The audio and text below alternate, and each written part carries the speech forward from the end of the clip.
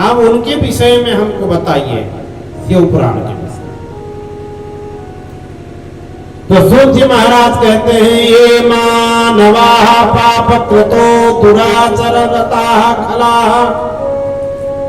कामादि निरता नित्यम तेपि सुत्यंत्यनेन वे। कहते हैं कि ये मानवा, जो मनुष्य सदा पाप में ही लगा रहता है, दुराचारी है, खल है, वह भी इस पुराण को सुनने से पवित्र हो जाता है।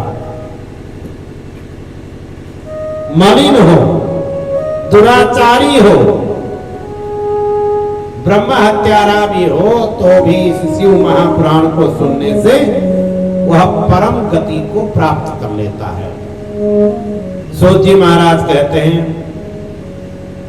अत्रैवोदारहन्तीमं इतिहासं पुरातनम् यस्य श्रवण मात्रेण पापः निर्भवत्यलम्। सूत जी कहते हैं कि ऋषियों, इस विषय में मैं तुमको एक प्राचीन इतिहास बता रहा हूं। यस्य श्रवण मात्रेण, जिसको सुनने मात्र से मनुष्य पापों से छुटकारा पा लेता है। आसीत किरात नगरे ब्राह्मणो ज्ञान दुर्बल दरिद्रो रस विक्रेता वेद धर्म परांगमुख। कहते हैं कि पहले समय की बात है, किरात नगर में एक दुर्बल ब्राह्मण रहता और रस का विक्रेता है। रस का विक्रेता माने दूध दही को बेचता है। ब्राह्मण के लिए दूध दही बेचना निषिद्ध है। ब्राह्मणों को दूध दही नहीं बेचना चाहिए। तो वह दूध दही को बेचने वाला रस विक्रेता और वेद धर्म परांगमुख। कैसा ब्राह्मण है? वेद धर्म से भी परांगमुख है। वेद धर्म को भी नहीं पालता, उसका भी पालन करना नहीं चाहता। संध्या स्नान परिभ्रष्टो वैश्य वृत्ति परायण। संध्या भी नहीं करता, स्नान भी नहीं करता और वैश्य वृत्ति उसकी है, माने व्यापारी व्यक्ति। तो एक दिन वह ब्राह्मण, उसका नाम है देवराज, विवाह भी है उसका, माता पिता भी हैं। तो एक दिन वह देवराज नाम का ब्राह्मण, जो ब्रह्मोचित कर्म से विमुख है, वह घूमते हुए एक तालाब पर चला गया। वहां एक असाध्वी स्त्री से उसकी मुलाकात हुई, जिसका नाम शोभावती है। और उस असाध्वी स्त्री पर वह आसक्त हो गया और वह स्त्री भी उस पर आसक्त हो गई। स्त्री इसलिए आसक्ति हुई कि वह धनवान था। उसके धन के लोभ में वह असाध्वी स्त्री उस पर आसक्त हुई और दोनों ने विवाह कर लिया। घर में उसका एक विवाह पूर्व से ही है और फिर उसने एक विवाह कर लिया और वो भी असाध्वी स्त्री से। साध्वी नहीं है, पति परायणा भी नहीं है। और उसने इसलिए विवाह किया कि ये धनवान व्यक्ति है। धन के लोभ में उसने विवाह कर लिया। अब उसी के साथ में बैठता है, उसी के साथ में खाता है, उसी के साथ में रहता है, उसी के साथ में क्रीड़ा करता है। तो उसने माता पिता की बात को भी नहीं माना। मात्रा पिता पित्रा तथा पत्न्या वारितोपि पुनः पुनः माता ने, पिता ने, पत्नी ने बार बार उसको समझाया, उस मार्ग में जाने से उसको रोका, परंतु वह रुकता नहीं, क्योंकि जिसकी बुद्धि कुंठित हो गई हो उसको फिर सतमार्ग अच्छा लगता नहीं। तो उसने एक दिन रात्रि में सोए हुए माता पिता को, पत्नी को मार डाला। एक देशावसाद रात्रो मातरम पितरम वधू प्रसुप्तान्यवधि दुष्टो धनम तेषाम तथा हरत।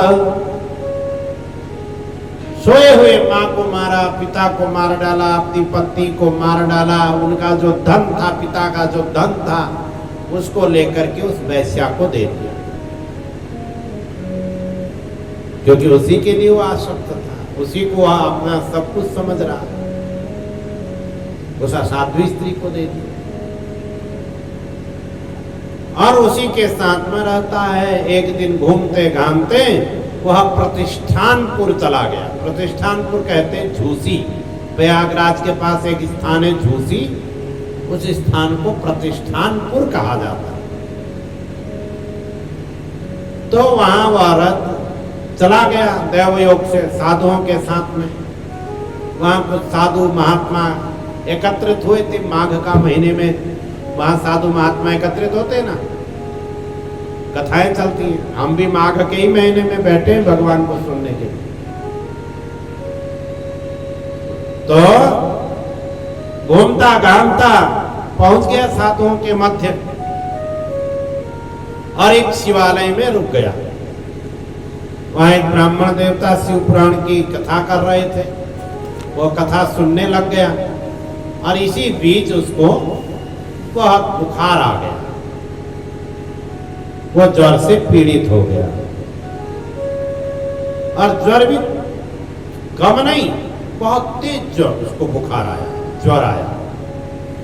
देवराजस्तमासन्ते ज्वरेणा पीडितो मृता बद्धो यमभटे पाशैर्नीतो यमपुरम बलात्। तो एक महीने तक तो वह ज्वर से पीड़ित रहा और एक महीने के बाद उसकी मृत्यु हो गई और यम के दूत उसको रस्सियों से बांध करके यमलोक में ले गए नरकों में डालने के लिए, क्योंकि ये पापी था, इसने ब्राह्मणोचित कर्म का त्याग किया था। यमदूत उसको ले गए, जैसे ही हम लोग उसको नरकों में फेंकते ऐसे ही भगवान शंकर के दूत शिवलोक से आ गए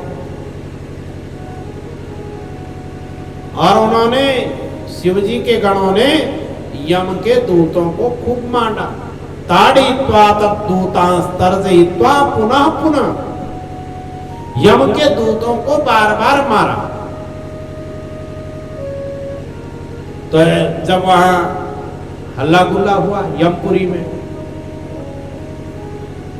कोलाहल हो गया, तो उस कोलाहल को सुन करके यमराज जी जब आए, उन्होंने देखा यहाँ शिव जी के दूत आए हैं।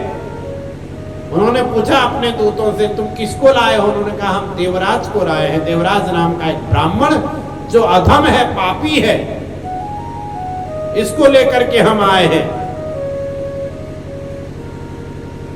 तो यमराज जी ने ध्यान लगाया,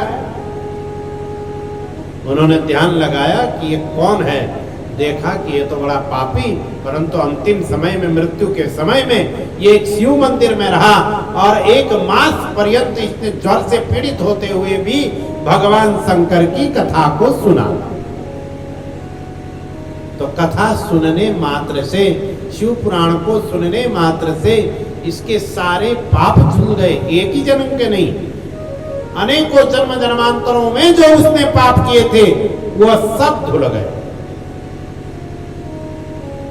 ज्ञान चक्षु से उन्होंने देखा,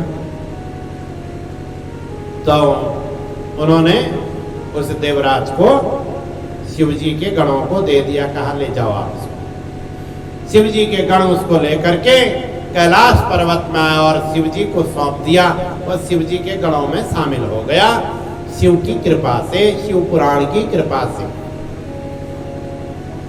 धन्या शिव पुराणस्य कथा परम पावनी, यस्याः श्रवण मात्रेण पापियानपि मुक्ति भाग। धन्य है यह शिव महापुराण की कथा, भगवान की यह कथा बड़ी धन्य है। क्यों? क्योंकि इसने एक पापी को, एक अधम ब्राह्मण पापी को पवित्र कर दिया, उसको शिवलोक दिला दिया। तो सूत जी कहते हैं ऋषियों, ऐसी यह शिव महापुराण की कथा है, इसको सुनना चाहिए, इसका महत्व।